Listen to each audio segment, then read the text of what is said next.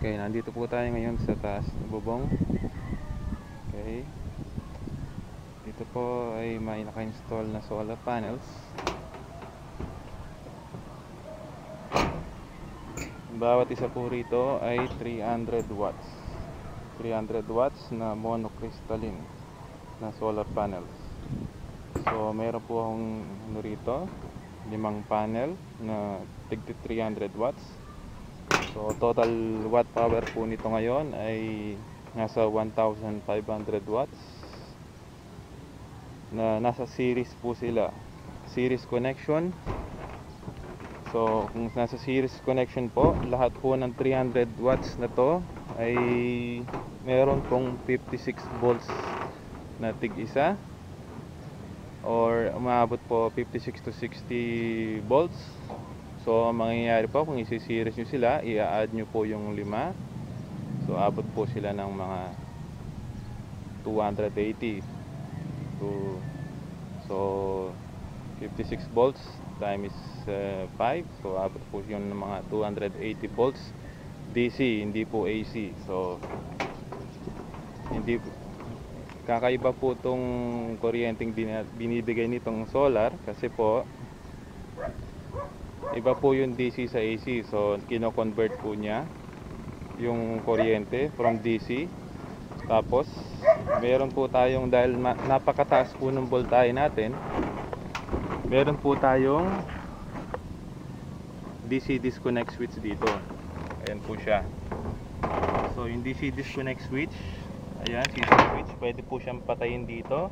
So ito po yung off, ito yung on. So ngayon po naka-on siya. Ito po yung DC isolator na sa mga photovoltaic po na mga solar. So very common po itong CISO switch sa mga ibang bansa, kamukha ng Australia, America, saka sa England po. Ito po ang usually gamit nila for protection po. Tapos para din po hindi na sila bababa kung may kukumpunin po man din po silang sa array na to, solar. Ang mangyayari po, so hindi na po sila bababa dun sa yung mismong inverter para patayin yung connection, yung load. So dito na po nila papatayin kung may nasira man po rito, kamukha ng mga kable, o kung may papalitan man silang kable, parang ganon. Ayun, so kailangan po nilang patayin dito bago po nila patayin dun sa baba, para totally pong walang daloy ng kuryente. So ito lang po yung setup ko. So simple lang, gumamit lang po ako ng PVC. Ayan po. Tapos dito naman po, meron po akong tig 100 watts na monocrystalline din po. So ito naman po ay tig 21 volts kada isa. Ito naman po hindi naka-series. Ito naman po ay nasa parallel connection. So yung wattage po nila pares din po. So 100 times 3 equals 300 watts. Kaso yung voltahe po nila, yung volts nila, hindi po sila nag-add kasi nasa parallel sila. So na-retain po yung voltahe nila, yung volts na DC.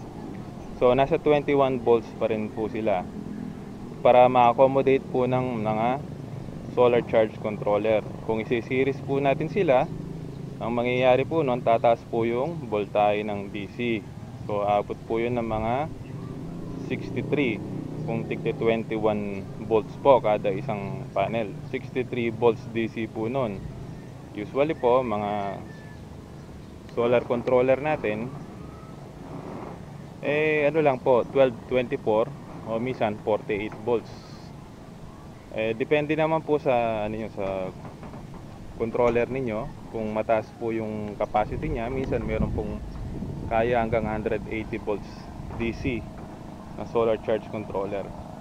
So ito po yung setup ko dito sa taas na 1500 na typical lang po para sa mga normal user, average user na gusto magpa-net metering. Ayan po yung setup.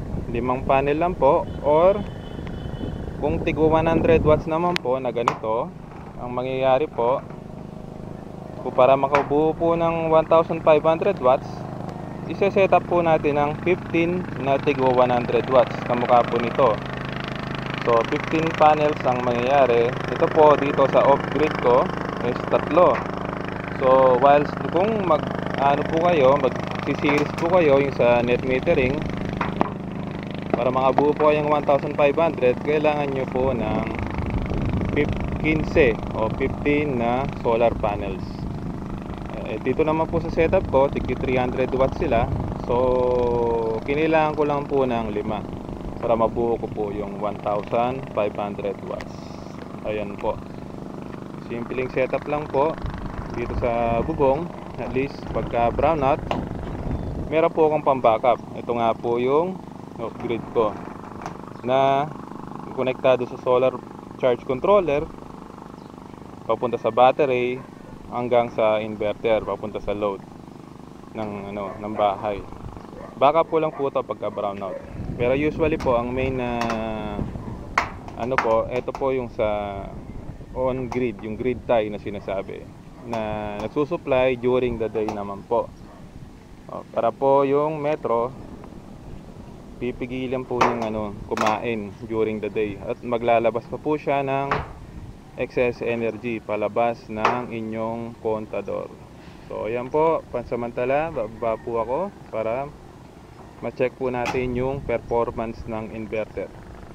So ayan po, ngayon ay 8:49 o 8:50 ng umaga. So nasa October 5 po ng kasalukuyang taon 2015. So ayan po yung oras. So check po natin ngayon yung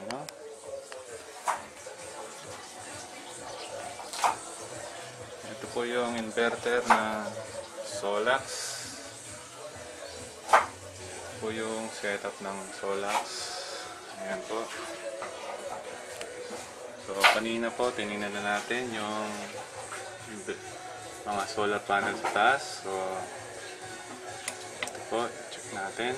Ayan po yung performance niya, nasa 700 to 800 sa kasalukuyang oras. So mamayang mga bandang 11, so tataas pa po yan ng hanggang 1,300 hanggang 1,400 para ma-accommodate yung 1,500 watts. So ito po yung specs ng Solax. So hanggang 580 volts siya, maximum 10 ampere. Okay, tapos yung short circuit ng mga panel ay 11 ampere. Yan po. So hanggang 125 to 530 volts yung capacity ng MPP voltage range niya. So 230 volts, 7.5 ampere continuous AC current niya. Okay, so dito po nominal lang po ay 50, pero auto distinguish po siya 50-60. Nasa 1,500 volts yung niya, hanggang 1,600. Ayan po, 1,650 volt ampere maximum AC power pwede niyang ibigay. So IP65 siya, pwede po siyang outdoor. One. Usual naman po. Ito po, mayroon po tayong surge protection. Ito po yung AC, surge protection. Tsaka ito naman po yung DC, para safe po sila. Para sakaling magkaroon man po ng kidlat ay safe sila. Hindi po maapektuhan yung inyong inverter, pati yung mga ibang appliance na.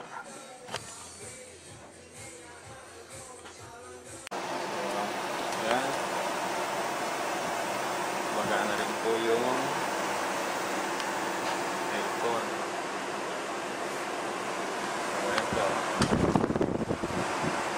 Gana yung aircon natin. Sa 990 watts na generation, tingnan natin po doon sa labas kung na-accommodate po niya yung consumption natin.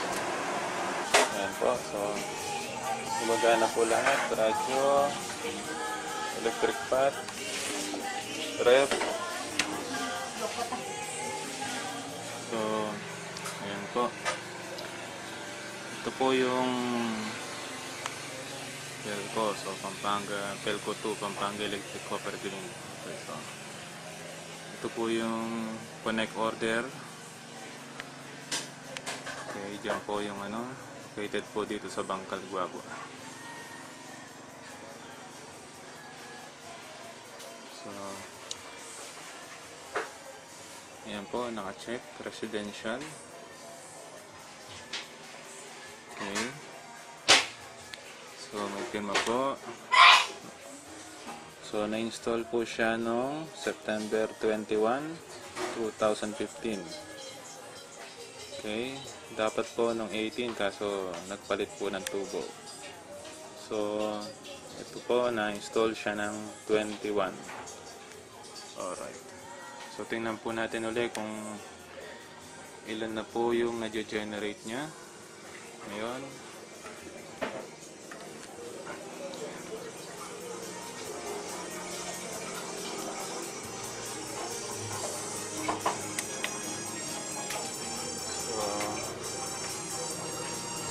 Po, nasa 994 watts.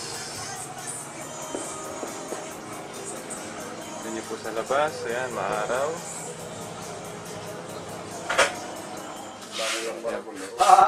May freezer. Baby, calm down. Magana po yung freezer. Hey, yo, Charles, drop it on me.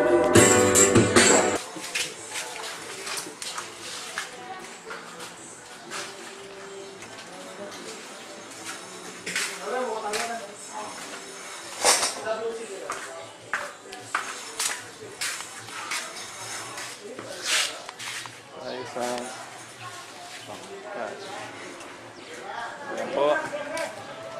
Dito po kami sa labas ngayon. Tignan natin yung performance ng meter.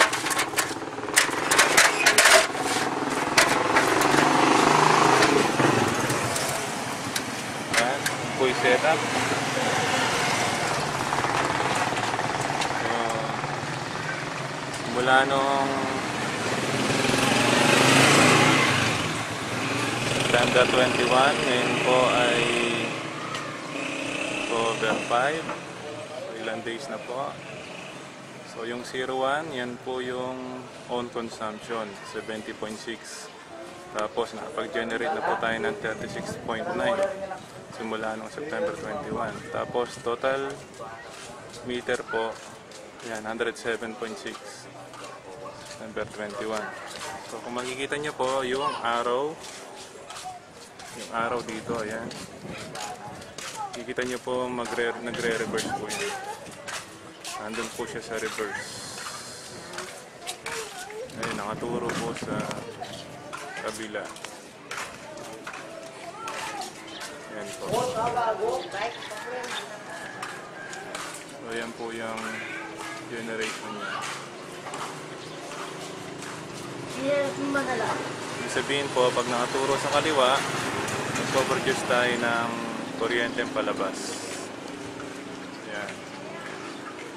Kilowatt hour meter. Ayan po. Tingnan niyo po yung ano niya. Ayan. Unti-unti po tayo naglalabas. Ayan po. Magana na siya. Papuntang backwards. Ayan o. Nakikita niyo po yung arrow sa kaliwa. Bottom left po.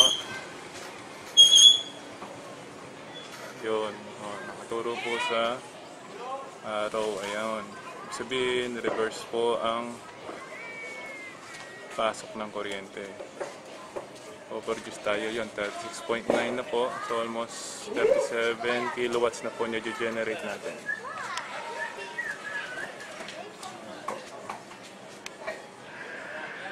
Ito po yung setup ng heater. So, nakasil po siya. Ito naman po yung safety switch.